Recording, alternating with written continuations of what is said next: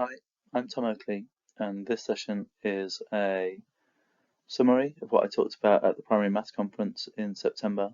My session was called Balancing Fluency, Reasoning and Problem Solving. In this short summary, I'm going to try and cover the main points from the session. If you want to know more, get in touch with me on Twitter. My handle is @MrTomOakley. So, before being a deputy head teacher, I used to be a primary maths advisor. I did that for 6 years, and in the roles before that, I led maths in different schools for a while. So for the last 14 or so years, I've been thinking quite hard about how we teach mathematics, how we make sure that there's a balance between what we teach, what we ask the children to do, and how we get them to connect their thinking together. The question I was probably most frequently asked as a maths advisor is, how do I find that balance between fluency, reasoning, and problem solving? And although it's a relatively simple question to ask, it's a really complex question to answer. And it starts with us thinking about what do we mean by fluency, reasoning, and problem solving? And are they really distinctly different, or is there some overlap between them? For me, I've been thinking about this for a very long time, and I still don't think I've got a definitive answer. But I do think that we can think about what we do, how we do it, and how we sequence it so that we can get better outcomes for the children that we teach. Before I say much more, I'd ask us to think about what the national curriculum in England expects of children when learning about numeracy and mathematics. Take a moment to pause the video, read this through, and see which keywords and phrases leap out to you. Hopefully you've taken a moment to read that through. When I presented this at the session, people pulled out different things. The relevant subjects, making links, connections, being taught to apply their fluency, using a cycle of collecting, presenting, analysing data, and using routine and non-routine problems. They're all in there, but lots of those phrases don't actually appear in national curriculum objectives later within the national curriculum itself, because this extract, this part of the national curriculum document, comes outside of the maths programme of study before we've even considered the aims of fluency, reasoning and problem solving. It gives us a lot of food for thought and a lot of inspiration for thinking about how and why we want children to be mathematical, to behave mathematically. So, what does fluency mean to you? In the past, I've heard Andrew Jeffrey talking about fluency and reasoning working together, working side by side, and they are the engines of the rocket ship that allow us to propel ourselves towards solving problems. And I like that. He gave the analogy of two tennis players having a friendly rally across a tennis net. Reasoning poses the question and fluency figures it out and sends it back, and this back and forth goes on. I like that idea that it's a conversation between two different processes or thought processes in our mind. What do we need to do? Oh, here's how I can do that. Is that the best way? Let's give that a try. Fluency means different things to different people, but we have to be conscious that just because we're fluent in one thing, like knowing our mathematics facts, it doesn't mean we're going to be fluent in other things. Fluency, reasoning and problem solving are domain specific, okay? If you're a fluent speaker of French, it doesn't mean you're going to be fluent at playing the guitar, okay? It all depends on what we know, how well we know it, and how we know to apply it. And this is where reasoning comes in. So in the session, we did quite a bit of maths together, and I asked teachers to think about their fluency routines they do, their mental oral starters if they still do them, or their retrieval practice, or their warm-up activities, so they can think about the types of questions they ask and whether they're asking children to reason, build connections, and become increasingly efficient. The first routine I shared was a show me routine. We predominantly do this with younger children, where we use our hands and we ask the children to replicate what we show. Before I asked teachers to do this, I asked them to think about how they count on their fingers and show them to the children. Do you start on your right hand with your thumb and count across, and then carry on your left hand on your little finger all the way across to your left thumb with your palms facing in? If so, what do the children see? How do they see it? Would it be more beneficial to do palms out? Start on our little finger and work across to our thumb. then our thumb on our left hand and all the way across. I like the idea of the teacher starting on their right hand and moving across to their left, so the children are reading it left to right from their perspective. But I also considered that we might be able to use our hands to show even and oddness of numbers. For example, if I wanted to show even and odd being alternate, I could show one finger from one hand and then another finger from the other. Now I'm showing that 2 is a 1 and a 1. I've got the same amount on each side, an even amount when I share them, okay? So imagine how you might do that. Think about the different ways you can show the number 6. You can't show it on one hand, but how can you show it on 2? It makes us think about the bonds to 6, the evenness of 6, and so on. So if you do show me routines that support children's subitizing, their bonds to 5, bonds within 10, bonds to 10, think about the questions you use, the responses you get back from the children, and how you can get them to do the same kind of thing. When children get proficient at copying what you show on your fingers and showing it in their own ways, try and get them to think about doing it with bunny ears with their hands above their head. Can they show you a 5 using 2 different hands above their head without looking at what fingers they're doing? Supporting this muscle memory of what 5 feels like on their hands and the conscious effort of how many fingers to move on one hand and the other is a really nice way to move this idea forward. The next routine I shared is a number flower or a number firework. In this, we're asking children to think about the composition or decomposition of a number. So imagine writing equations that are equal to the number 30, for example. There are loads of different ways you could do it. You could use all operations you could think of, and we can get the children doing that. You can throw out the number 30 on the board, and in each petal of their flower, they can write an equation where the solution is equal to 30. If you want to stretch it a bit further, you can ask children to come up with one solution. Let's say they put the solution 28 add 2. Then their next solution, or their next equation that balances to be equal to 30, has to be something in a sequence like that. So their next one might be 26 plus 4, then 24 plus 6, then 22 plus 8, and so on. So they're creating an arithmetic sequence, and then noticing what's the same, what's different, how is it changing. If you want to take that even further, you might then say, okay, look at the 6 ways or the 7 ways you've made your 30. If we change the number now from 30 to 300, so from 3 tens to 3 100s, how would your calculations need to change? How's your sequence going to change? Asking questions that if then, what next, what if questions are really great ways to get children to stretch their retrieval and become more application. They can't go from retrieval to application without reasoning, and I'll come more onto this as we go through. A routine I love doing with children in year 2, 3 and 4 is a game that I learned from a colleague when I was teaching in Thailand called Chase the Rabbit. My preference is to do this on a 0 to 99 square. If you've not considered using a 0 to 99 square before, just pause the video and take some minutes to think about how this shows the number system slightly differently to a 1 to 100 square. I particularly like, for example, that all the 20s are on the same row, 20 to 29. I find it particularly useful as well when teaching rounding, because one half of the 100 square rounds down and the other half rounds up. And it also makes it easy to find the number as well. So if I ask you to put your finger on 43, you know you're going to need to be in the 40s row and the 3 column. And that's how we start Chase the Rabbit. We find the number. So I might say, put your finger on 43. I'm going to give you a series of instructions and think about how your number changes. Follow that number with your finger, and when I say, where's the rabbit, raise your hand. Okay? So we'll start on 43, add 1 10, add 3 1s, add 2 10s, subtract 1 1. Okay. So where's the rabbit? And you might say 75, for example. Over time, we can start saying add 2 10s, add 3 1s, and so on as we go through, and then replace that with add 20, take away 3, until eventually we don't need that to be 2 steps anymore. It can become 1 step. So start on 43, add 23, and the children are doing 2 processes, adding 3 1s and adding 2 10s, and they're recognizing how the place value changes with their number.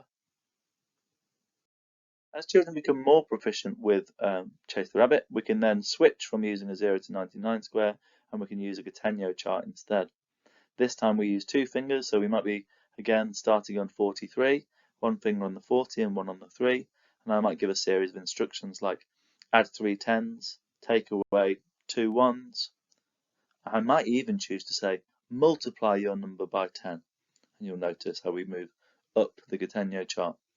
Lots of things there where we're asking children to do more than simply to retrieve. We're now asking them to work efficiently, to spot patterns, to notice connections, and to think about the application of their ideas. I really love Chase the Rabbit. It takes no time to set up.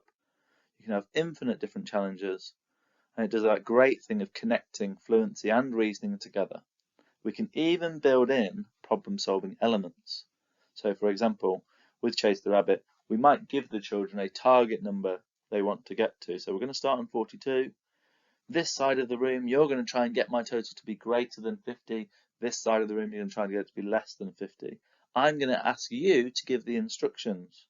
You don't know when I'm going to say, where's the rabbit? So keep making sure that your instruction nudges the number back towards your side of our number range, for example. A really nice way to build in reasoning and problem solving into what can be and essentially a very quick fluency, in inverted commas, game. So as you'll notice from those routines that I've rattled through there, my position is that fluency isn't attainable without reasoning because fluency and reasoning are connected together. Although I might be able to become automatic in fact retrieval, I might be able to become proficient with calculation methods, I can't become truly fluent without reasoning. Because reasoning is not just the know what or the know that or the know how, it's also the know if and the know when or the know when not to. And reasoning is required for that. We need to draw on our prior experiences, we need to think about the context in which we're operating, and we need to pull all of that together. Being truly fluent is more than just retrieval. Although that is important and really useful, it's so much easier to attain if reasoning is part of our daily habits. My other position is that problem solving doesn't happen without reasoning. The solving of problems is dependent on thinking things through. Problem solving requires thinking things through, and if we're to do this, we need something to think with. So problem solving doesn't just happen without reasoning, we also need something to solve the problem with, and therefore we need some knowledge of the context, the situation, the procedures, the operations, the numbers involved as well. And maybe the point that might be considered the most controversial in my position statements here is that I genuinely believe if an activity isn't problematic for the learner because they already just know it or they've seen it many times before, and if they can just use fact retrieval or just use basic calculation proficiency, then that's not problem solving. We're better off referring to these exercises or these tasks as problem exercises or worded exercises. To give an example, if we've been using column written methods for addition and subtraction for the last 2 weeks, and then I say, today we're solving word problems involving addition and subtraction, it's not really that problematic to put it in a worded equation or a worded problem, especially for those proficient readers. Their reading attainment can just remove that element of problem solving. And for those children who aren't efficient at reading, they'll just circle the numbers and they'll decide, am I going to add them or am I going to take them away? And that decision isn't really stretching their understanding or stretching their thinking. It's barely problem solving at all. So when we're talking about finding a balance, we can refer to some models that exist. You might be familiar with these and seen them before.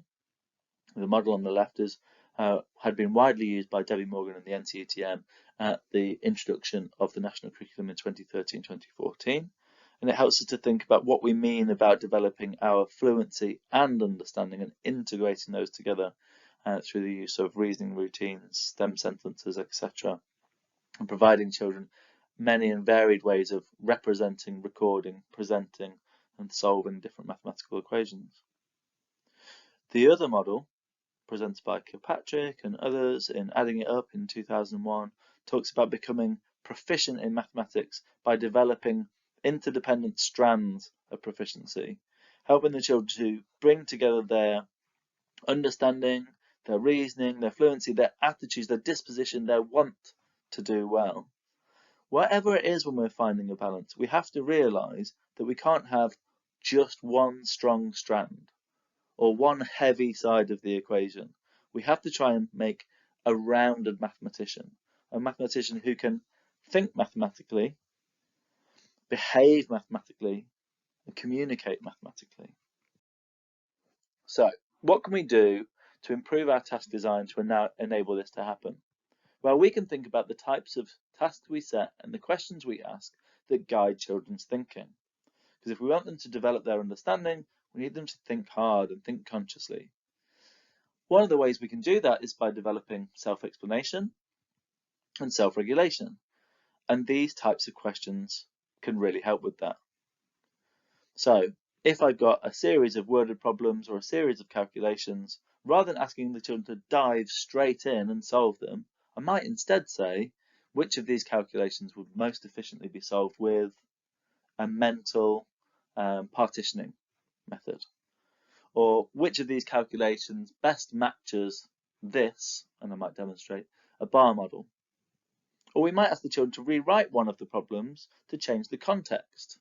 So could they take a question about finding the change with money and change it in a context where we're dealing with length or mass or capacity?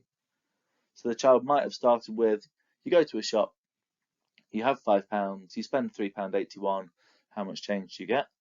And they might rewrite it to, you start with 5 kilograms of sugar, you use 3.81 kilograms when baking, how much sugar is left over? That helps the children start thinking about, if I change the what will happen to the, and these what if or how about questions are a great way to be thinking. And when children are in a position where they have been thinking hard about the different ways, the whens, the ifs, they might be in a position to start giving recommendations of their own as well. So we're going to finish with thinking about how much problem solving do we need and how do we find the balance for that problem solving. I'll give you a moment to read through the 4 points here. Pause the video if you want to give yourself as long as it takes for you to read that through and make any notes.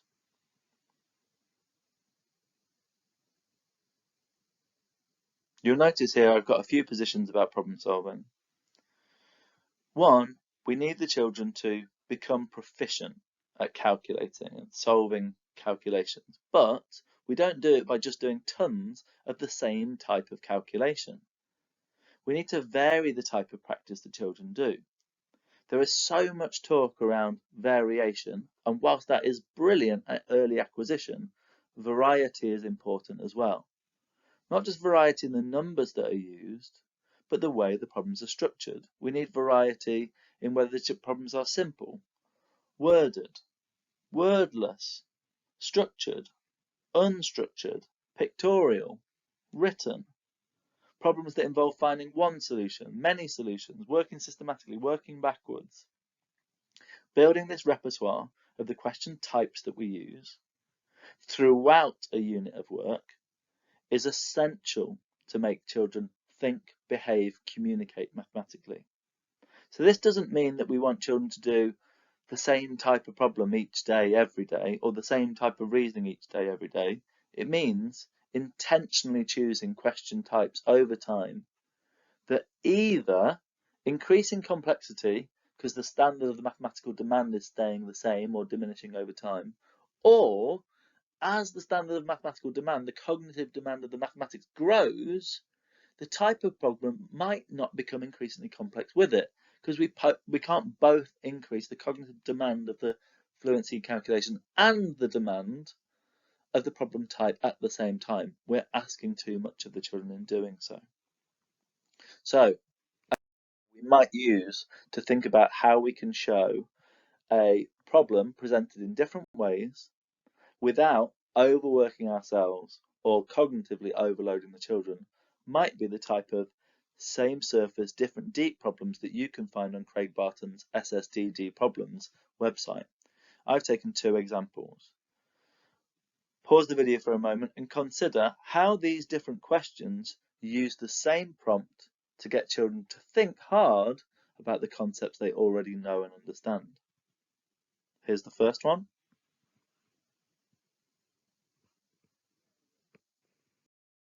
And again, feel free to pause the video to take a moment to look at the second one here. Okay, so you'll notice this isn't asking the teacher to do tons of extra work.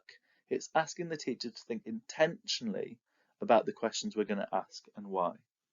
That's about all the time we've got for today. I've scratched the surface at some of the routines I use to find a balance between fluency, reasoning, and problem solving. Although I've had lots of success with this in schools of different shapes and sizes, nothing I've used has worked exactly the same way everywhere. So take one or more of the ideas from today, think hard about how they might apply to your context. And if you want to get in touch and ask more, again, you can find me on Twitter at Mr. Tom Oakley. Thank you for taking the time to watch this summary of my workshop. I appreciate it.